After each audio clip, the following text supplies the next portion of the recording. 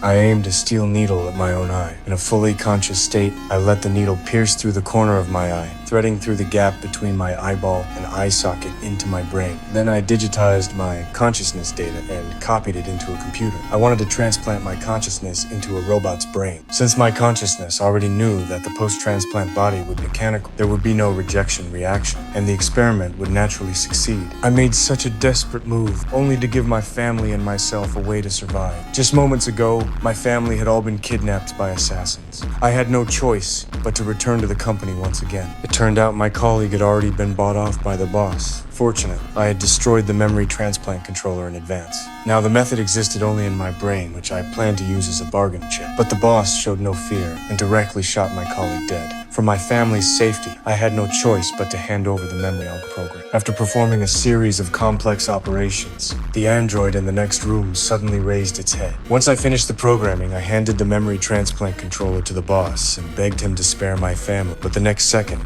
he turned on me and said he would end my wife's life. At this critical moment, the android from the next room burst in. I'm here for my family. The assassins opened fire collectively, but mere bullets could hardly pose any threat to a titanium alloy android. Soon they were all sent to meet their maker. Taking advantage of this opportunity, I escaped with my family. However, at this moment I hesitated. My wife understood what was in my heart. It turned out that what I had just done was not editing a memory transplant program, but rather implanting my own memories into the android. This was my life's work. Before leaving, I desperately wanted to know what it would feel like when human memory and consciousness were transferred to a robot. Science was elevated to new heights in this moment. What's it feel like? This is going to sound strange, but it feels like me. The dying boss also spoke up. He said that even if he died, the company would definitely send others, and things would only get worse. I also gave the dying boss a win-win choice. Not if we work together. Bill, are you negotiating? What if I told you there's another way, Jones? Give us what we want, and you can live again as a very rich man. What do you say? Do we have a deal? See you soon, Bill.